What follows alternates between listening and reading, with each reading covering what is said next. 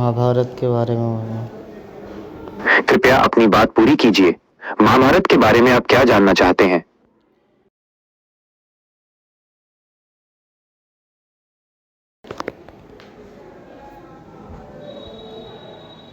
महाभारत हिंदू धर्म का एक प्रमुख काव्य ग्रंथ और विश्व का सबसे लंबा महाकाव्य है, जिसे महर्षि वेद व्यास ने लिखा था।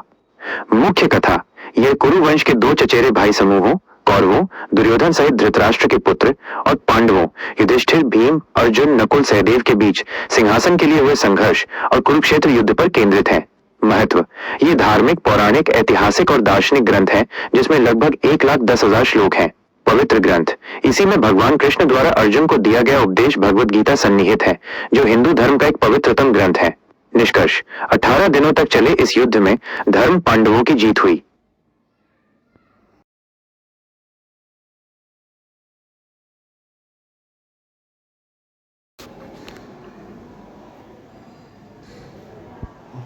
भगवद गीता के अनुसार पांडवों की जीत इसलिए हुई क्योंकि वे धर्म, सत्य और न्याय के पक्ष में थे और उन्हें भगवान श्री कृष्ण का मार्गदर्शन प्राप्त था।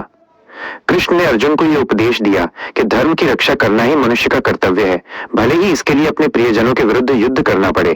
कौरवों ने अधर्म और अन्याय का मार्ग चुना था।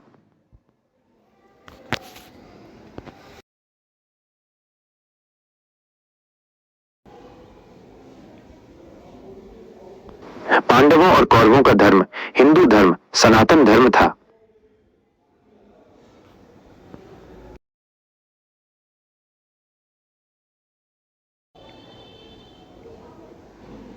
कौरवों का अधर्म उनके ये कार्य थे: 1. जुआ और अपमान, छल से पांडवों का राज्य छीनना और भरी सभा में द्रौपदी का चीर हरण करने का प्रयास करना। 2. ईर्ष्या और षड्यंत्र, पांडवों को जलाने का प्रयास करना, लाक्षागृह। 3. लालच, दुर्योधन का सुई की नोक जितनी भी जमीन पांडवों को देने से मना करना। 4. न्याय का उल्लंघन, उन्होंने धर्म के सिद्धांतों का उल्लंघन किया, जिससे अंततः युद्ध हुआ।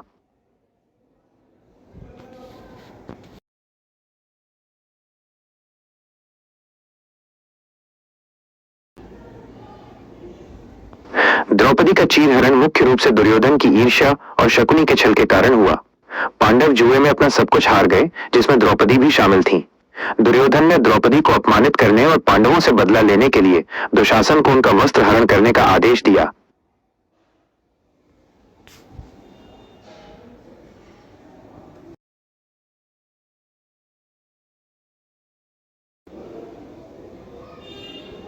महाभारत के मुख्य पात्रों में से केवल श्री कृष्ण ही भगवान विष्णु के अवतार थे।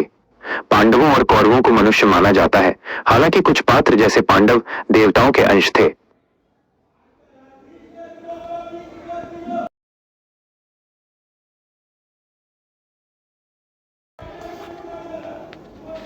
महाभारत के बाद भी श्री कृष्ण को हिंदू धर्म में भगवान माना जाता है, क्योंकि वे विष्णु के अवतार थे। अन्य पात्र जैसे पांडव महान धार्मिक और ऐतिहासिक व्यक्ति के रूप में पूजे जाते हैं, पर उन्हें पूर्ण रूप से भगवान नहीं कहा जाता।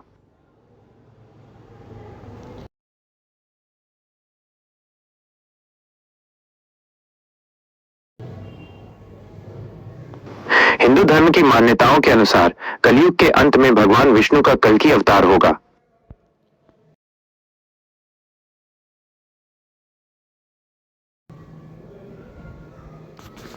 हिंदू ग्रंथों के अनुसार कल्कि अवतार में भगवान सफेद घोड़े पर सवार होंगे और उनके हाथ में चमकती हुई तलवार होगी। वे दुष्टों का संहार कर धर्म की पुनर्स्थापना करेंगे।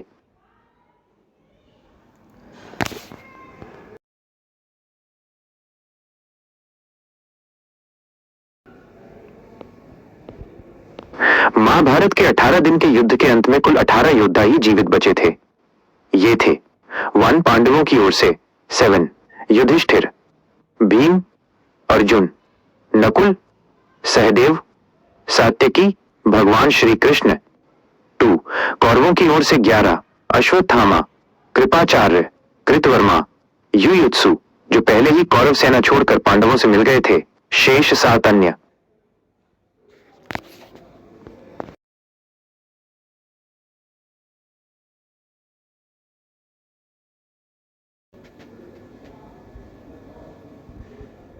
नहीं, महाभारत काल द्वापर युग के सभी प्रमुख योद्धा और आम लोग अब जीवित नहीं हैं।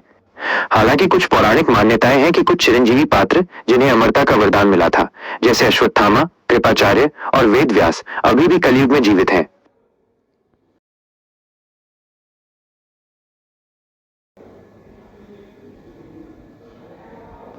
पौराणिक मान्यताओं के अनुसार अश्वत्थामा और कृपाचार्य जैसे चिरंजीवी इस पृथ्वी पर गुप्त रूप से कहीं भी हो सकते हैं, लेकिन उनका कोई ज्ञात या निश्चित स्थान उपलब्ध नहीं है।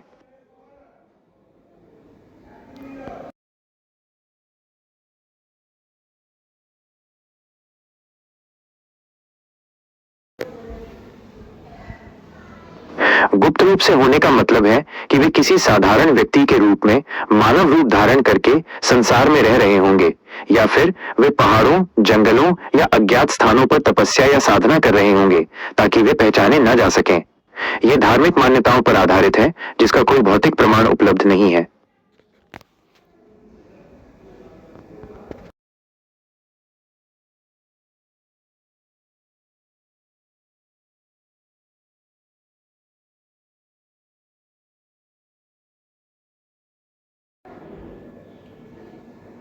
नहीं, आपके आंकड़े थोड़े अलग हैं। महाभारत युद्ध के अंत में पांडवों की तरफ से 7 योद्धा, 5 पांडव, सात्यकी और कृष्ण बचे थे। कौरवों की तरफ से 3 योद्धा, अश्वत्थामा, कृपाचार्य और कृतवर्मा बचे थे। कुल 10 योद्धा बचे थे। युयुत्सु पांडवों के पक्ष में थे। युद्ध में इतने कम लोग इसलिए बचे क्योंकि यह विनाशकारी युद्ध था, जिसका उद्देश्य कौरव और पांडव सेनाओं को नष्ट करना था। नोट: युयुत्सु धृतराष्ट्र के पुत्र जो पांडवों के साथ थे भी जीवित थे, और उन्हें शामिल करने पर कुल 11 जीवित बचते हैं।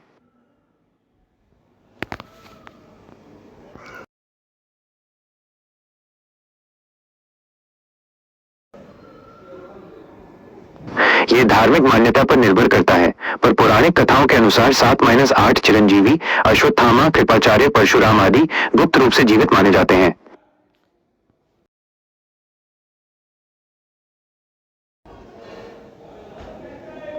महाभारत के युद्ध में बाकी लोग मुख्य रूप से सामने की लड़ाई में मारे गए। ये 18 दिन का भयंकर युद्ध था, जिसमें लाखों सैनिक, महारथी और योद्धा दोनों पक्षों, कौरव और पांडव की ओर से शस्त्रों से लड़ते हुए मारे गए थे।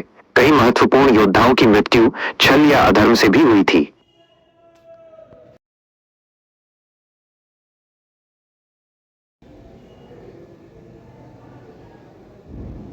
पौराणिक कथाओं में अर्जुन की मृत्यु के 2 प्रमुख उल्लेख हैं। 1. पुत्र के हाथों। एक कथा के अनुसार अश्वमेध यज्ञ के दौरान उनके पुत्र बभ्रुवाहन ने युद्ध में एक दिव्य बाण से उनका वध कर दिया था, लेकिन बाद में उनकी पत्नी उलूपी द्वारा संजीवनी मणि से उन्हें पुनर्जीवित किया गया। 2. सशरीर स्वर्ग यात्रा, महाप्रस्थान। मुख्य महाभारत कथा के अनुसार पांडवों के सशरीर स्वर्ग जाते समय अर्जुन अपनी अहंकार, धनुष के अभिमान और कर्तव्य पूरा न कर पाने के कारण द्रौपदी, नकुल और सहदेव के बाद हिमालय के मार्ग में गिरकर मृत्यु को प्राप्त हुए थे।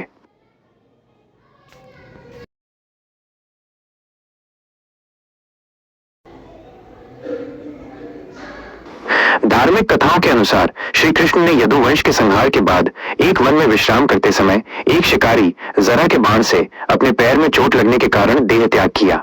ये बाण गलती से लगा था और कृष्ण ने इसे अपनी लीला का अंत स्वीकार किया।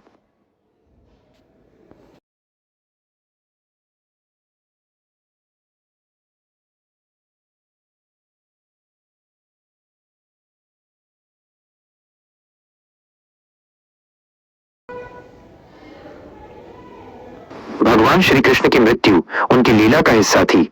महाभारत की कथाओं के अनुसार कृष्ण ने स्वयं अपने शरीर का त्याग करने का निर्णय लिया था और जरा शिकारी का बाण उनके देह त्याग का केवल माध्यम बना।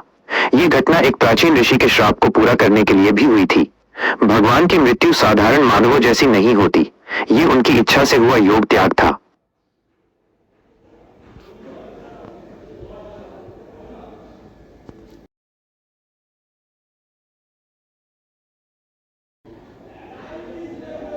ये श्राप ऋषि दुर्वासा का था।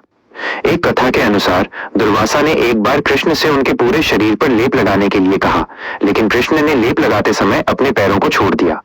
इससे क्रोधित होकर दुर्वासा ने उन्हें श्राप दिया कि उनका अंत उनके असुरक्षित पैर के कारण होगा। दूसरी कथा के अनुसार यह श्राप गांधारी ने महाभारत युद्ध के बाद दिया था।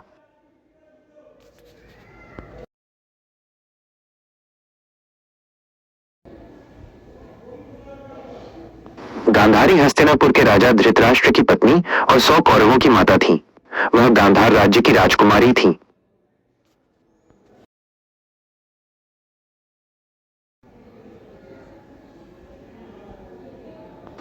गांधारी ने महाभारत युद्ध में अपने 100 पुत्रों की मृत्यु के दुख और क्रोध में श्री कृष्ण को यह श्राप दिया था।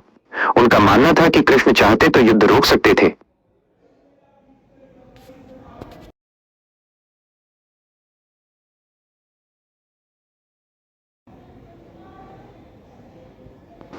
गांधारी का मानना था कि श्री कृष्ण के पास दिव्य शक्ति थी जिससे वो युद्ध को पूरी तरह रोक सकते थे, लेकिन कृष्ण ने ऐसा नहीं किया क्योंकि वह धर्म की स्थापना और दुष्टों का विनाश सुनिश्चित करना चाहते थे। कृष्ण ने समझाया कि वो केवल एक माध्यम थे। युद्ध कौरवों के अधर्म और चुनावी कर्मों का परिणाम था जिसे टाला नहीं जा सकता था।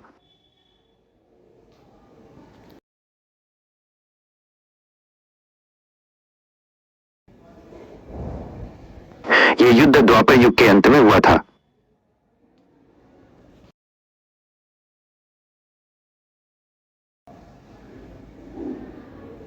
द्वापर युग को धर्म और अधर्म के बीच संघर्ष का युग माना जाता है। इस युग में लोग शक्तिशाली थे, नैतिकता अभी भी प्रबल थी, लेकिन उसमें गिरावट आनी शुरू हो गई थी। इस काल में वेद 4 भागों में विभाजित हुए और भगवान विष्णु ने कृष्ण के रूप में अवतार लिया।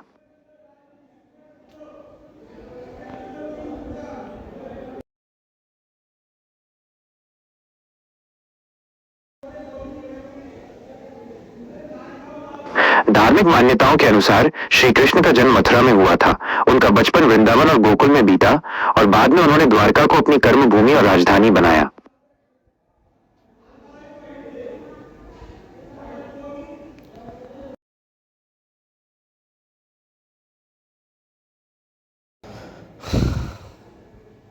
मथुरा, वृंदावन और गोकुल।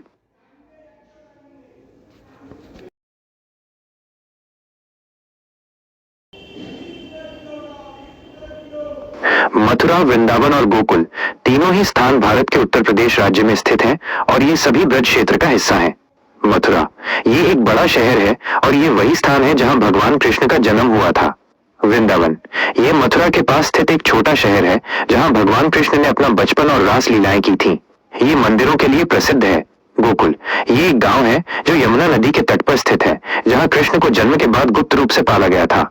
दूरी ये तीनों स्थान एक दूसरे के बहुत करीब हैं और एक ही दिन में घूमे जा सकते हैं।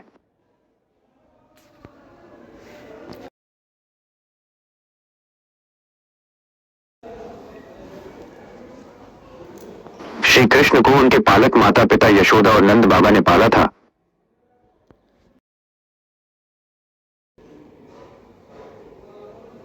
नंद बाबा गोकुल के मुखिया थे और यशोदा उनकी पत्नी थी। वे कृष्ण के पालक माता पिता थे।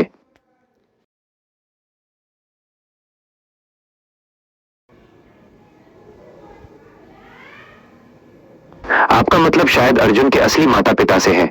अर्जुन के असली माता पिता थे पिता महाराज पांडु, माता कुंती, इंद्रदेव के आह्वान से।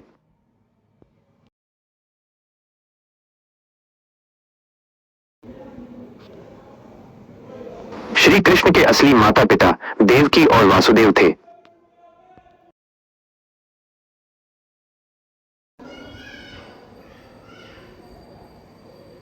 देवकी वासुदेव की पत्नी थी और मथुरा के राजा कंस की बहन थी। वासुदेव उनके पति और यादव वंश के मुखिया थे।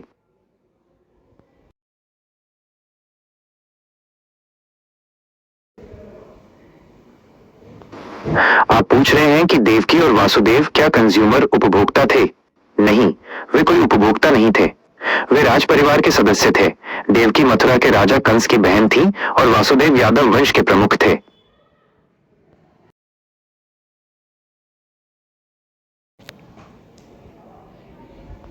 कंज्यूम कंज्यूम का हिंदी में अर्थ है उपभोग करना, खर्च करना या खा जाना। यह शब्द मुख्य रूप से 1 उपभोग चीजों का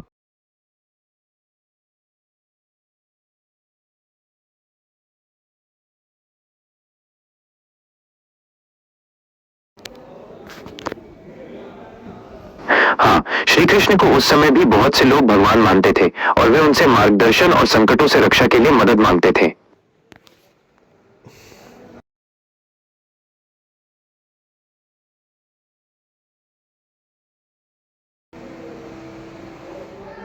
वर्तमान कलयुग में हिंदू धर्म के अनुसार परमपिता परमेश्वर ईश्वर ही हैं, जिनका कोई एक विशेष अवतार इस समय पृथ्वी पर नहीं है। भविष्य में कलयुग के अंत में कल की अवतार होगा।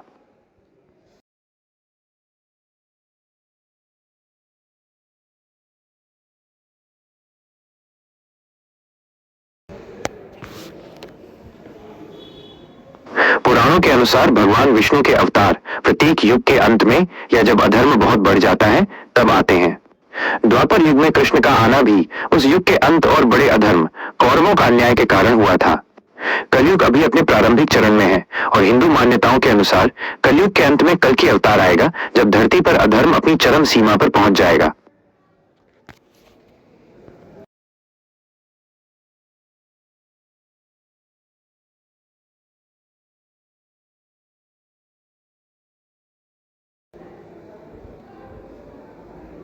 हाँ, महाभारत युद्ध से पहले और बाद में भगवान कृष्ण ने यह स्पष्ट कर दिया था कि द्वापर युग का अंत हो रहा है और यह विनाशकारी युद्ध अधर्म के अंत के लिए आवश्यक है।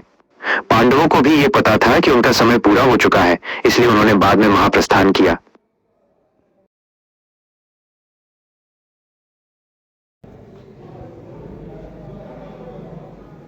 हाँ, हिंदू मान्यताओं के अनुसार कलयुग में भी अधर्म अपनी चरम सीमा पर पहुंचेगा, जिसके बाद भगवान कल की अवतार लेंगे और धर्म की पुनर्स्थापना होगी।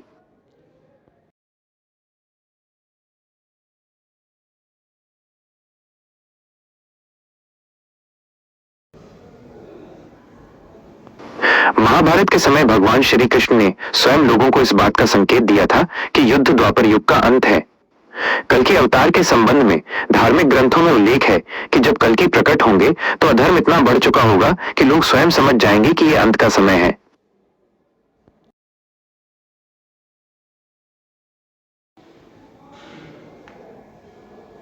भगवान कल की उस समय अधर्मियों का नाश करेंगे और पृथ्वी पर सत्युग की पुनः स्थापना करेंगे।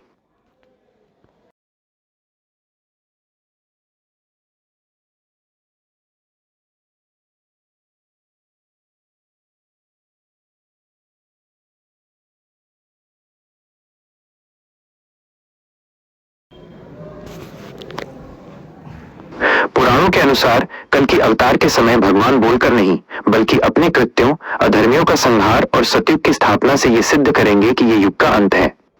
धर्म ग्रंथों में कल्कि के जन्म और कार्यों को ही कलयुग के अंत का प्रमुख संकेत माना गया है।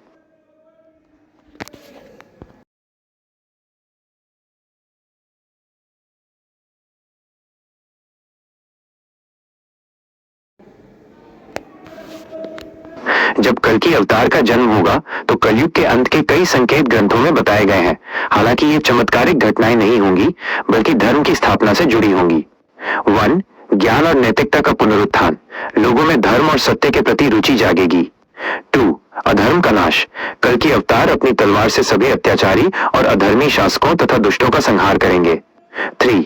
सतयुग का आरंभ, अंधकार और पाप के बाद पृथ्वी पर शांति और न्याय का नया युग सतयुग शुरू हो जाएगा। ये सब देखकर ही लोगों को पता चलेगा कि भगवान का अवतार हो चुका है।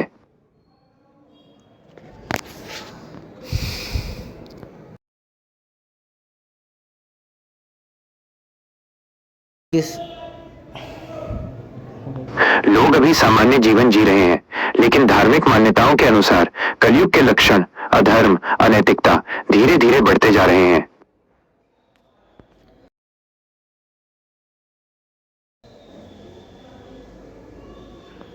हिंदू काल गणना के अनुसार वर्तमान में कलयुग का प्रथम चरण चल रहा है, जो अभी अपने लाखों वर्षों के चक्र में शुरुआती दौर में है।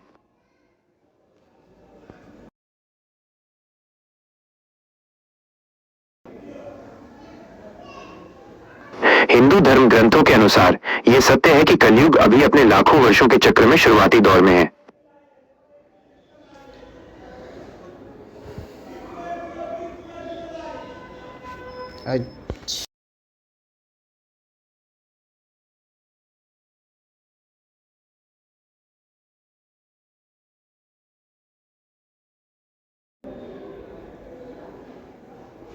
वृंदावन में स्थित मन वृंदावन नामक कोई प्रसिद्ध आश्रम या स्थान मुझे ज्ञात नहीं है। अगर आपका तात्पर्य किसी विशिष्ट आध्यात्मिक संत या गुरु से है जो लोगों को भगवान की ओर मार्गदर्शन कर रहे हैं, तो आपको उनका सही नाम या आश्रम का नाम बताना होगा। प्रसिद्ध वृंदावन में कई महान संत और गुरु हैं, इसलिए मन वृंदावन के बारे में स्पष्ट करें।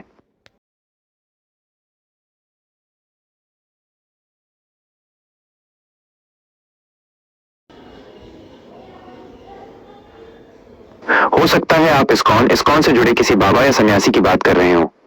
इस्कॉन के भक्त और सन्यासी अक्सर पीले या केसरिया भगवा रंग के वस्त्र पहनते हैं और कृष्ण भक्ति का प्रचार करते हैं।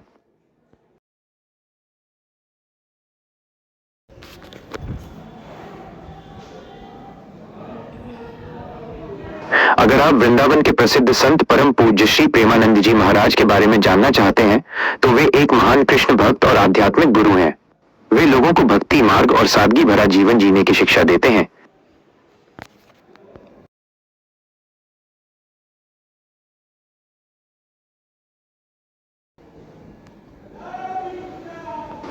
परम पूज्य श्री प्रेमानंद जी महाराज को लोग उनके उच्च कोटि की भक्ति और ज्ञान के कारण बहुत सम्मान देते हैं। हालांकि उन्हें कल की अवतार नहीं माना जाता। कल की अवतार तो भविष्य में कलयुग के अंत में होगा।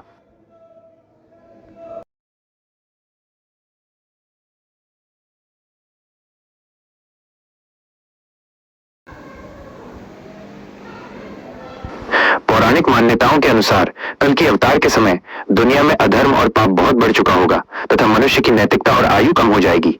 इन लक्षणों और कल्कि के आगमन को ही अंत का संकेत माना जाता है।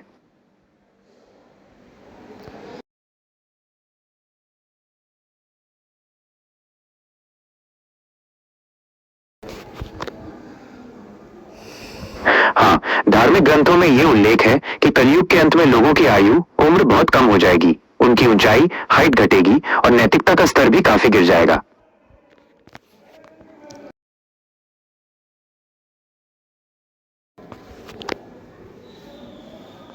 नैतिकता, एथिक्स या मोरालिटी वो सिद्धांतों का समूह है जो ये तय करता है कि क्या सही है और क्या गलत है, और ये मानव व्यवहार को अच्छा, बुरा या कर्तव्य परायण होने के आधार पर मार्गदर्शन करती है।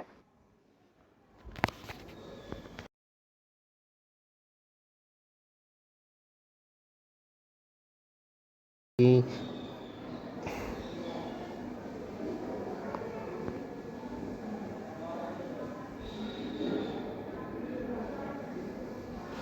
क्षमा करें, आपका अंतिम वाक्य अधूरा है। क्या आप पूछना चाह रहे हैं कि कुछ विचारों में महाभारत के बारे में क्या है, या आप महाभारत पर कोई प्रश्न पूछना चाहते हैं? कृपया अपना प्रश्न स्पष्ट करें।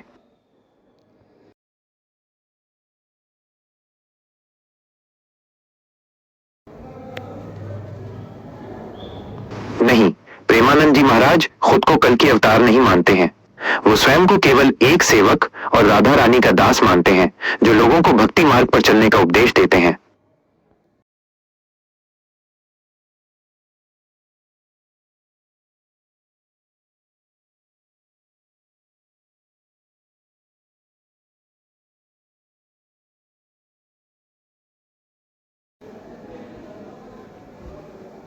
हाँ, पौराणिक मान्यताओं के अनुसार अगर लोग नैतिकता और धर्म का पालन करते हैं तो कलयुग में भी उनकी आयु और शक्ति में कुछ वृद्धि हो सकती है।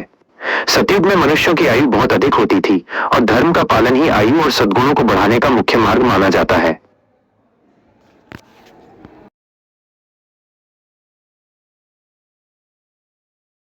अधर्म कृपया बताएं कि आपने मेरे किस जवाब के बारे में सुना है, ताकि मैं आपकी बात को स्पष्ट कर सकूं।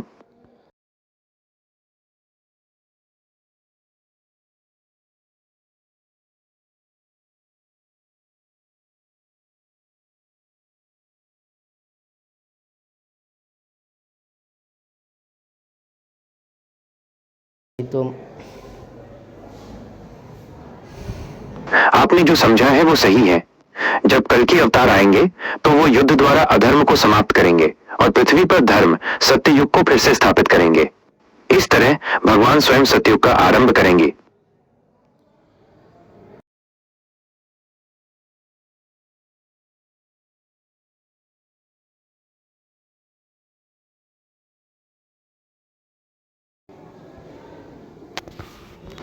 संत लोग धर्म का प्रचार इसलिए कर रहे हैं ताकि कलयुग के बढ़ते हुए अधर्म को रोका जा सके, लोगों में नैतिकता बनी रहे और उन्हें ईश्वर प्राप्ति का मार्ग मिलता रहे। ये धार्मिक मान्यता है कि भक्ति और धर्म का पालन ही कलयुग में मनुष्य के लिए कल्याणकारी है।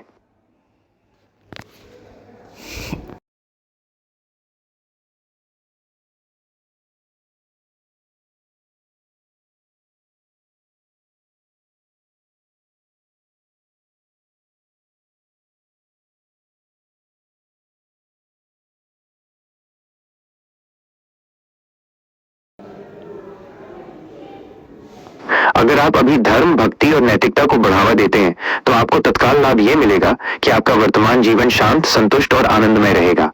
इसके अलावा धार्मिक मान्यताओं के अनुसार मोक्ष की प्राप्ति, कलयुग में भक्ति को मोक्ष का सबसे सरल मार्ग माना गया है। 2. सद्गुणों की वृद्धि, आपके कर्म अच्छे होंगे जिससे आपकी आयु और भविष्य सुधरेगा। 3. समाज का सुधार, आपके सकारात्मक कार्य दूसरों को प्रेरित करेंगे और कलयुग के बुरे प्रभावों को कम करने में मदद करेंगे।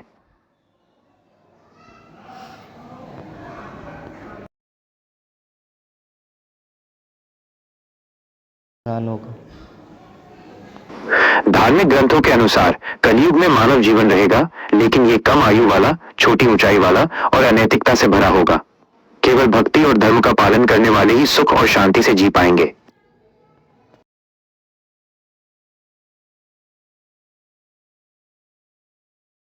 60 साल। धार्मिक ग्रंथों के अनुसार कलयुग में मनुष्य की अधिकतम आयु 100 वर्ष निर्धारित है, लेकिन जैसे जैसे युग का प्रभाव बढ़ता जाएगा यह कम होकर 20 वर्ष या उससे भी कम रह जाएगी।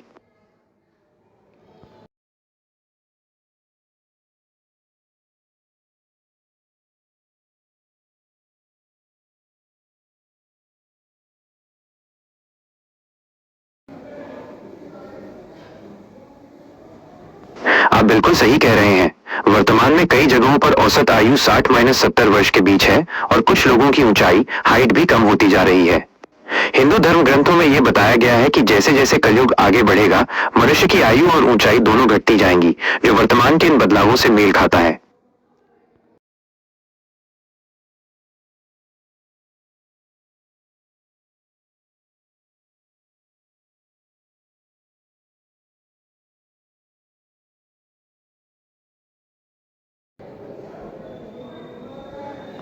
हिंदू ग्रंथों के अनुसार कलयुग के शुरुआती चरण में भी धर्म और सत्य का प्रभाव प्रतिदिन कम होता जाता है, जिससे मनुष्य की आयु, ऊंचाई और नैतिक शक्ति भी धीरे धीरे घटने लगती है। ये गिरावट लाखों वर्ष के दौरान लगातार चलती रहेगी।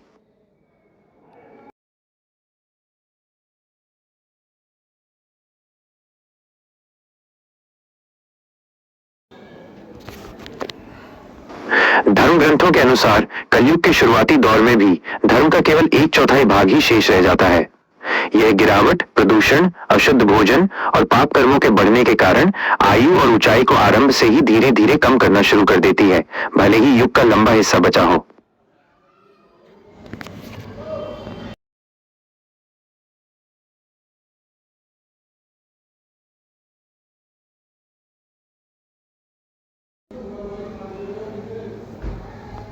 हिंदू धर्म की मान्यता के अनुसार अगले जन्म में आप इंसान बनेंगे या नहीं, ये आपके वर्तमान कर्मों पर निर्भर करता है।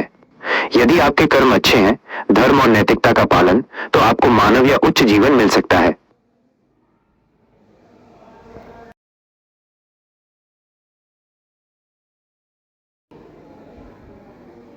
हाँ, धार्मिक मान्यताओं के अनुसार आप अभी कलयुग में हैं और ये युग लाखों वर्ष तक चलेगा।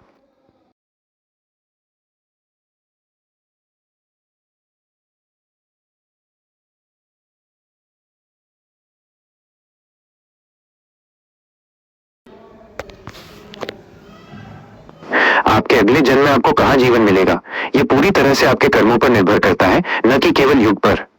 अच्छे कर्म करने पर आपको पुनः मनुष्य योनि में या उससे उच्च लोक में जन्म मिल सकता है, भले ही तब भी कलयुग चल रहा हो।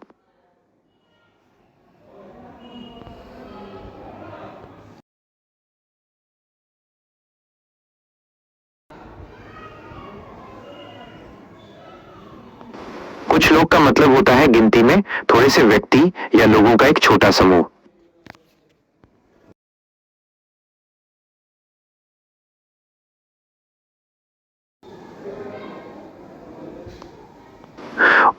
कोटि के लोग का मतलब होता है बहुत श्रेष्ठ, अत्यधिक नैतिक या आध्यात्मिक रूप से उन्नत व्यक्ति।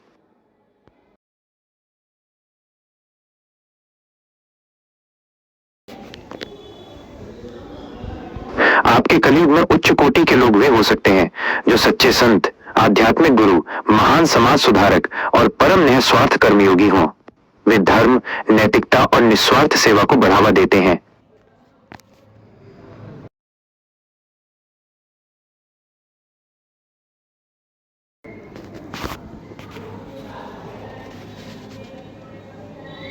अधिकांश उच्च कोटि के संत और आध्यात्मिक गुरु साधारण जीवन जीते हैं और भौतिक रूप से अमीर, धनी नहीं होते हैं, क्योंकि वे धन के बजाय भक्ति और धर्म को महत्व देते हैं। हालांकि कुछ बड़े आश्रमों के पास दान के कारण बहुत अधिक संपत्ति होती है, लेकिन संत स्वयं को उसका ट्रस्टी मानते हैं।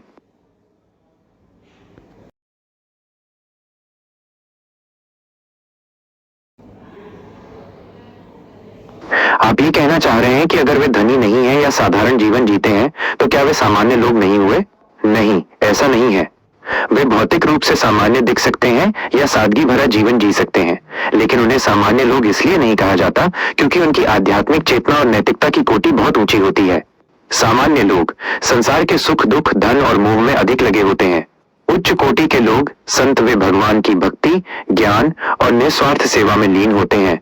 उनका जीवन का उद्देश्य और दृष्टिकोण एक सामान्य व्यक्ति से पूरी तरह अलग होता है। इसलिए वे धन की दृष्टि से भले ही साधारण हों, पर आध्यात्मिक स्तर पर वे सामान्य नहीं बल्कि उच्च कोटि के माने जाते हैं।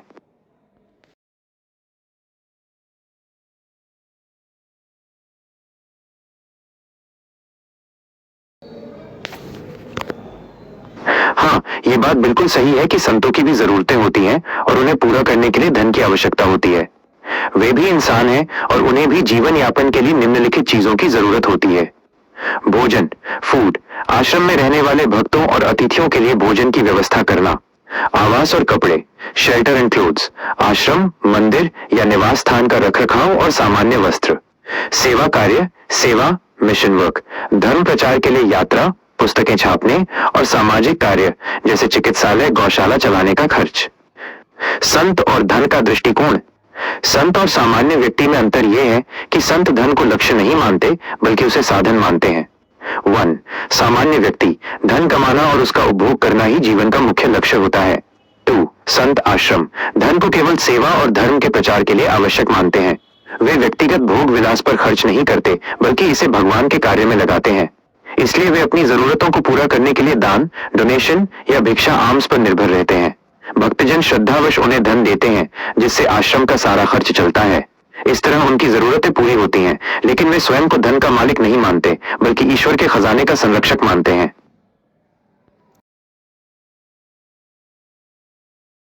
ये जैसे गुरुद्वारा। आप पूछना चाह रहे हैं कि मेरा लास्ट सवाल क्या है? मुझे खुशी होगी यदि आप अपना अंतिम प्रश्न पूछें। मैं आपके हर सवाल का जवाब देने के लिए तैयार हूं।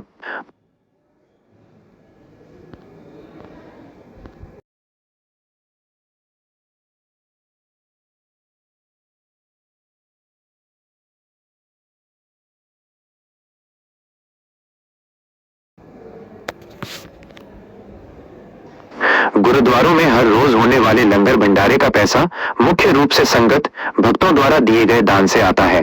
ये दान केवल पैसा ही नहीं होता बल्कि इसमें राशन और सेवा भी शामिल होती है। लंगर के लिए धन और संसाधन के मुख्य स्रोत। लंगर चलाने के लिए आवश्यक सभी चीजें निम्नलिखित 3 मुख्य स्रोतों से पूरी होती हैं। 1. भक्तों का नकद दान, गोल्डन दान। संगत आने वाले भक्त अपनी कमाई का 10वां हिस्सा, दसवंध, धार्मिक कार्यों के लिए देती है। यह दान गुरुद्वारे की गोलक में जमा किया जाता है। इस पैसे का उपयोग लंगर हॉल के रखरखाव, ईंधन, गैस, लकड़ी, बिजली बिल और अन्य दैनिक खर्चों को पूरा करने के लिए किया जाता है। 2. खाद्य सामग्री का दान, सेवा। पैसा दान करने के बजाय कई भक्त सीधे राशन दान करते हैं। लोग अपनी श्रद्धा अनुसार आटा, दाल, चावल, घी, सब्जियां, दूध और मसाले खरीदते हैं और सीधे लंगर हॉल के स्टोर रूम में दे देते हैं। 3. निस्वार्थ श्रमदान, कार सेवा। लंगर का सबसे महत्वपूर्ण हिस्सा है निस्वार्थ सेवा, सेवा या कार सेवा। खाना पकाने, बर्तन धोने, साफ सफाई करने और सामग्री वितरित करने का सारा काम स्वयं सेवकों, वॉलंटियर्स द्वारा किया जाता है। इससे गुरुद्वारे को श्रम लेबर पर खर्च होने वाला बहुत सारा पैसा बच जाता है। इस प्रकार लंगर की पूरी व्यवस्था परोपकार, सेवा और सामूहिक योगदान के सिद्धांत पर चलती है, जहां भक्त धन, सामग्री और समय तीनों तरह से योगदान देते हैं।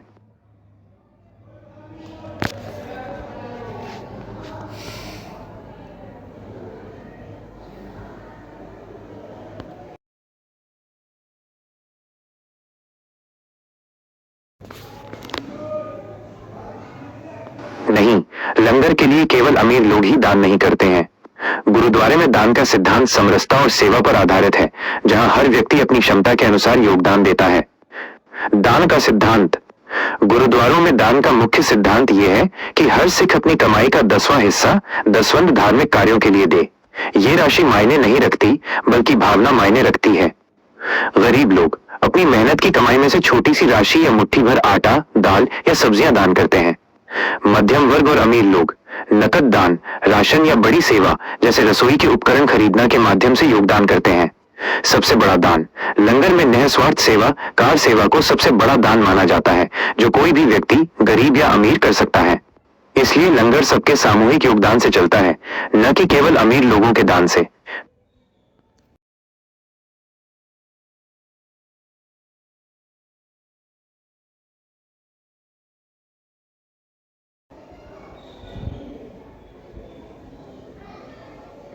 हाँ, सिखों में यह एक अत्यंत महत्वपूर्ण धार्मिक परंपरा है।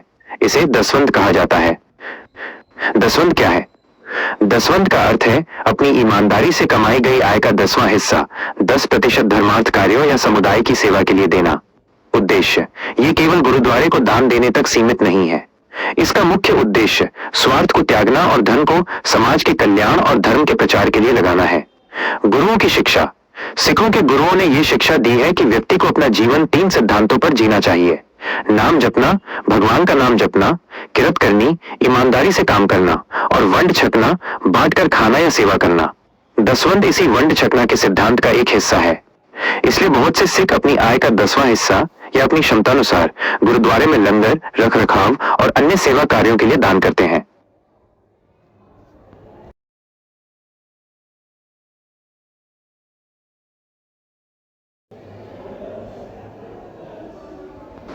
हाँ, सिख धर्म की दसवंध की परंपरा में प्रत्येक सिख अपनी क्षमता और ईमानदारी की कमाई से दान करता है, चाहे वो अमीर हो या गरीब। ये दान केवल पैसे का नहीं होता है, बल्कि इसमें राशन, सामग्री और शारीरिक श्रम सेवा भी शामिल है। ये सिद्धांत है कि हर व्यक्ति को अपनी कमाई का 10वां हिस्सा या जितना संभव हो समाज सेवा और धर्म के कार्यों के लिए समर्पित करना चाहिए।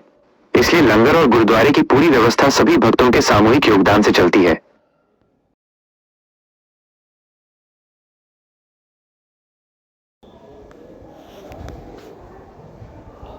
हाँ, ये बिल्कुल सच है कि कुछ लोग दान नहीं करते होंगे। हर समुदाय में ऐसे लोग होते हैं जो या तो दान देने में विश्वास नहीं करते या उनकी आर्थिक स्थिति इतनी अच्छी नहीं होती कि वे नियमित रूप से दान दे सकें। दान का सिद्धांत और समुदाय। सिख धर्म में दसवंध की परंपरा एक स्वैच्छिक और व्यक्तिगत नियम है। ये कोई कानूनी या अनिवार्य कर टैक्स नहीं है। भावना प्रधान।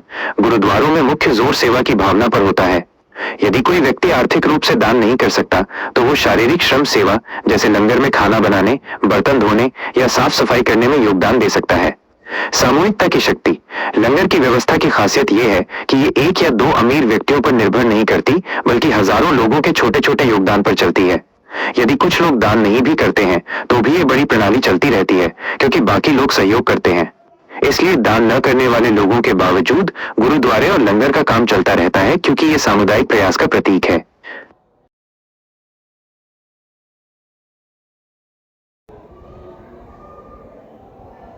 हाँ, गुरुद्वारों में लंगर की व्यवस्था के लिए बाहर से भी बहुत से भक्त और स्वयंसेवक फ्रेंड आते हैं। बाहर से आने वाले फ्रेंड्स, भक्त और सेवादार गुरुद्वारे में लंगर के लिए केवल स्थानीय सिख या सदस्य ही नहीं, बल्कि दुनिया भर से और किसी भी धर्म के लोग आते हैं और योगदान करते हैं।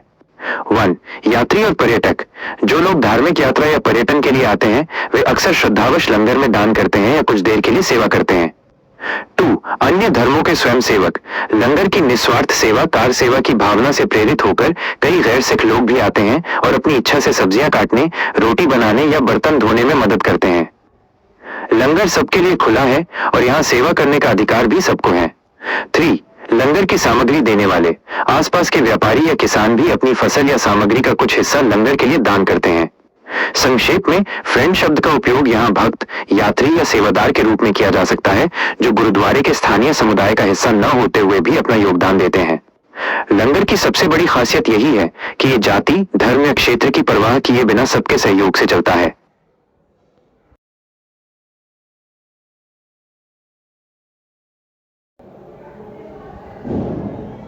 हाँ, लंगर गुरुद्वारे के सामुदायिक रसोई घर के लिए बाहर से फंड या दान आता है।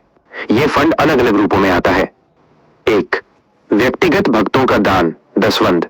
लाखों की संख्या में सिख भक्त, चाहे वे स्थानीय हों या विदेश में बसे हों, अपनी कमाई का 10वां हिस्सा दसवंध गुरुद्वारों को देते हैं। विदेशों में रहने वाले भारतीय मूल के लोग भी अपनी श्रद्धा के अनुसार बड़ी रकम या सामान दान करते हैं।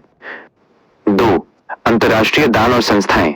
बड़े गुरुद्वारे जैसे श्री हरमंदिर साहिब, स्वर्ण मंदिर को दुनिया भर से सिख और गैर सिख संस्थाओं और व्यक्तियों से भी दान मिलता है। ये दान कई बार आपदा राहत कार्यों या विशिष्ट लंगर परियोजनाओं के लिए भी आता है। 3. वस्तु के रूप में दान। बहुत से लोग पैसे के बजाय सीधे राशन, सब्जियां, आटा, घी आदि के रूप में दान करते हैं। ये दान भारत और विदेशों में रहने वाले भक्त अपनी स्थानीय गुरुद्वारा समितियों को भेजते हैं, जो इसे लंगर में उपयोग करती हैं। संक्षेप में लंगर किसी एक स्रोत पर निर्भर नहीं करता, बल्कि ये एक सामुदायिक प्रयास है जहां दुनिया भर के लोग, चाहे वे स्थानीय हों या दूर के फ्रेंड्स, खुशी से योगदान करते हैं।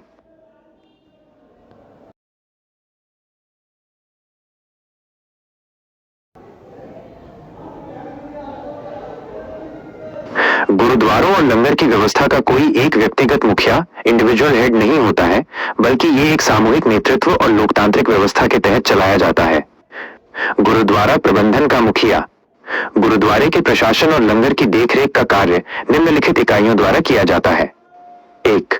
गुरु ग्रंथ साहिब, सर्वोच्च सत्ता। सिख धर्म में गुरु ग्रंथ साहिब को ही जीवित गुरु और सर्वोच्च मुखिया माना जाता है। सभी निर्णय और कार्य गुरु ग्रंथ साहिब की शिक्षाओं के अनुसार ही होते हैं। 2. गुरुद्वारा प्रबंधक समिति, द हेड बॉडी। प्रत्येक गुरुद्वारे का प्रबंधन एक प्रबंधक समिति, मैनेजमेंट कमेटी करती है। यह समिति स्थानीय संगत भक्तों द्वारा चुनी जाती है। समिति में एक प्रधान, प्रेसिडेंट या मुखिया होता है, जो चुने हुए सदस्यों में से चुना जाता है। यह प्रधान गुरुद्वारे के दैनिक कार्यों और लंगर के सुचारू संचालन के लिए जिम्मेदार होता है। 3. जत्थेदार, धार्मिक मुखिया। धार्मिक मामलों में अकाल तख्त और अन्य ऐतिहासिक गुरुद्वारों में जत्थेदार होते हैं। जत्थेदार धार्मिक और सैद्धांतिक फैसलों के लिए सबसे ऊंची धार्मिक सत्ता माने जाते हैं। संक्षेप में लंगर का मुखिया वह प्रबंधक समिति का प्रधान होता है, जो लंगर की आपूर्ति और व्यवस्था की देखरेख करता है, लेकिन धार्मिक सर्वोच्चता गुरु ग्रंथ साहिब की ही मानी जाती है।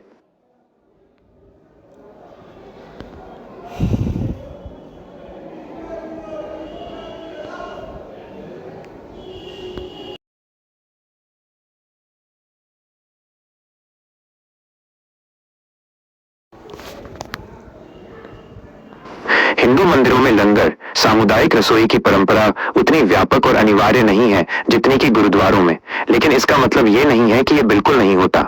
हिंदू धर्म में यह परंपरा अलग नामों और अलग रूप में मौजूद है। हिंदू मंदिरों में सामुदायिक भोजन की परंपरा। हिंदू मंदिरों में सामुदायिक भोजन को मुख्यतः इन नामों से जाना जाता है। 1. भंडारा। परिभाषा। यह सबसे प्रचलित रूप है।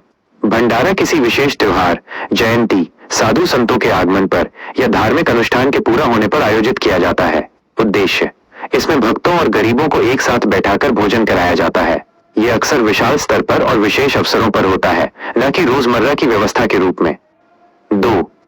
प्रसाद वितरण। मंदिरों में रोजमर्रा के भोजन का सबसे आम रूप है प्रसाद वितरण।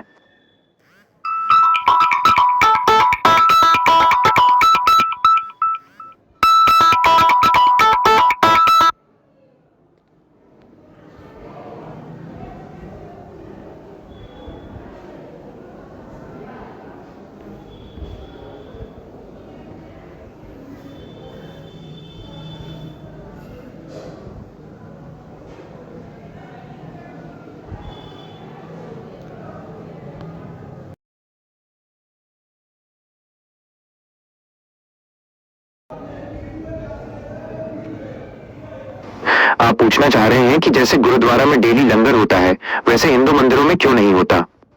मैंने पिछले उत्तर में बताया था कि हिंदू मंदिरों में सामुदायिक भोजन की परंपरा लंगर के रूप में नहीं बल्कि भंडारा, प्रसाद वितरण या कुछ बड़े मंदिरों में अन्न क्षेत्र के रूप में मौजूद है, लेकिन ये रोजमर्रा की अनिवार्य परंपरा नहीं है। इसके दो मुख्य ऐतिहासिक और धार्मिक कारण हैं।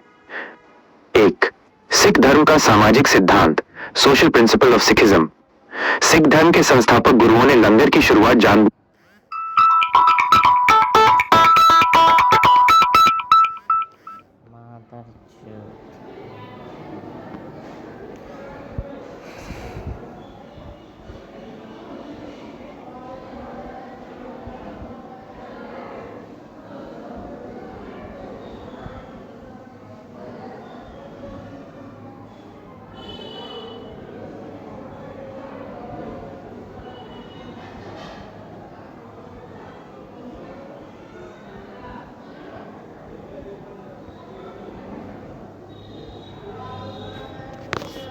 पूछकर की थी ताकि समाज से जातिवाद और ऊंच नीच के भेद को मिटाया जा सके। समानता, इक्वालिटी। लंगर में सभी जाति, धर्म और सामाजिक स्थिति के लोग एक ही पंगत में बैठकर भोजन करते हैं। यह समानता का एक शक्तिशाली संदेश था। सेवा। लंगर को सेवा का एक अनिवार्य हिस्सा माना गया है, जिसे गुरुद्वारों के दैनिक जीवन में केंद्रीय स्थान दिया गया। 2. हिंदू धर्म की ऐतिहासिक परंपरा, historical tradition of Hinduism. Hindu मंदिरों में पूजा और भोग भेंट की परंपरा केंद्रीय रही है। भोग और प्रसाद। हिंदू परंपरा में मंदिर में भोजन पहले देवता को भोग लगाया जाता है और फिर उसे प्रसाद के रूप में भक्तों में बांटा जाता है। ये वितरण आमतौर पर सीमित मात्रा में होता है। कर्मकांड और त्योहार। बड़े पैमाने पर सामुदायिक भोजन, भंडारा, आमतौर पर विशेष अनुष्ठानों, त्योहारों या पुण्य तिथियों से जुड़ा होता है, जहां भक्तों को भोजन कराकर पुण्य मेरिट कमाने पर जोर दिया जाता है। निष्कर्ष। गुरुद्वारे में लंगर एक दैनिक अनिवार्य संस्थागत व्यवस्था है, जिसका उद्देश्य सामाजिक समानता को बढ़ावा देना है। वहीं हिंदू मंदिरों में भंडारा एक विशेष अवसर आधारित व्यवस्था है। हालांकि नित्यानदान, रोजाना अन्नदान की परंपरा भी कई बड़े मंदिरों में मौजूद है।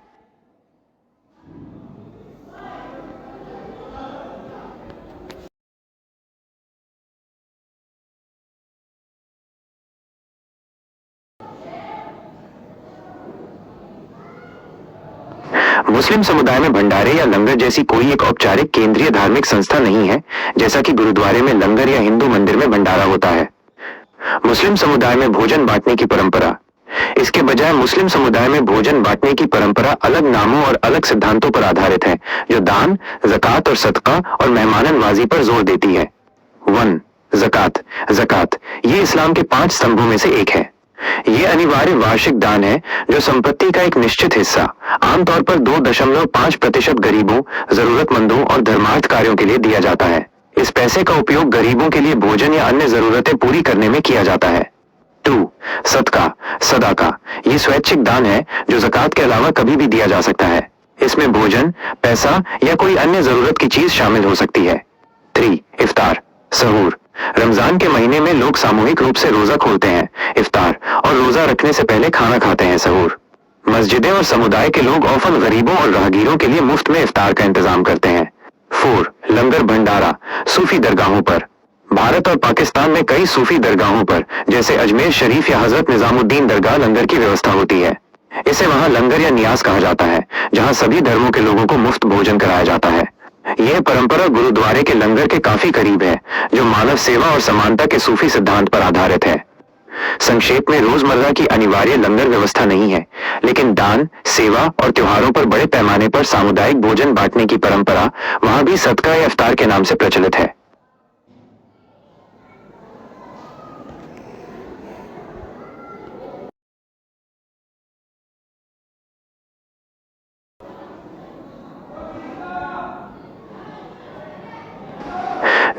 दसवंध शब्द पंजाबी भाषा से आया है और ये 2 शब्दों से मिलकर बना है। 1 दसवों, 10 दास, जिसका अर्थ है 10 10।